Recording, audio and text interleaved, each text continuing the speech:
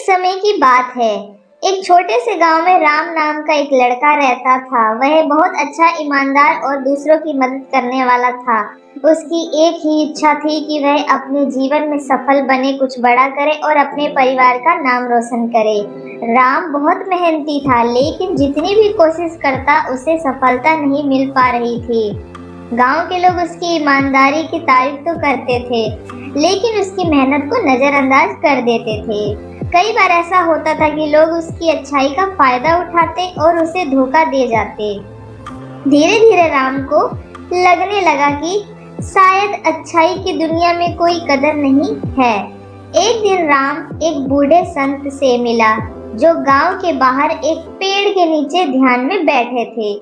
राम ने संत से अपनी समस्या बताई। उसने कहा, बाबा, मैं हर किसी के साथ अच्छा व्यवहार करता हूँ, किसी का बुरा नहीं चाहता, पर फिर भी मुझे सफलता नहीं मिलती।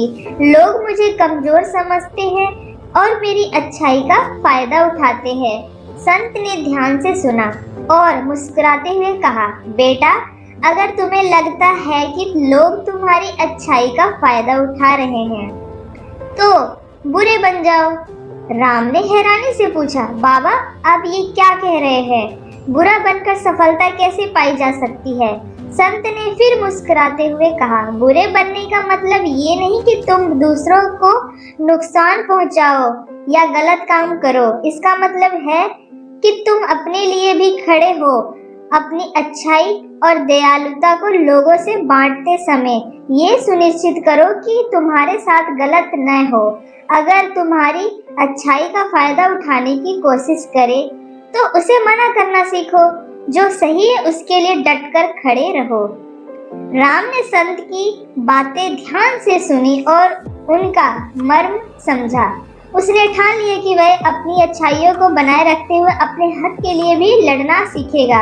उसने दूसरों की मदद करना बंद नहीं किया, लेकिन अब वह यह भी देखता था कि लोग उसकी अच्छाई का गलत फायदा ना उठाए। धीरे धीरे राम ने अपनी नई सोच के साथ काम करना शुरू किया। लोग उसकी इज्जत करने लगे और उसके कर्मों की सराहना भी बढ़ने लगी। अब वह न सिर्फ अपने लिए बल्कि अपने गांव के लोगों के लिए भी एक प्रेरणा बन गया। कहानी का संदेश: सफलता पाने के लिए बुरा बनने का मतलब यह नहीं है कि हमें गलत रास्ते पर चलना चाहिए, बल्कि हमें अपने अधिकारों के लिए खड़ा होना चाहिए। अगर आप अच्छाई के साथ अपनी सीमाएं तय करेंगे और सही के लिए डटकर खड़े रहेंगे, तो सफलता निश्चित रूप से आपके कदम चूमेगी। उम्मीद है दोस्तों आपको ये वीडियो पसंद आई होगी। वीडियो को लाइक कीजिए और चैनल को सब्सक्राइब कीजिए ऐसी अनोखी कहानियों के लिए। धन्यवाद।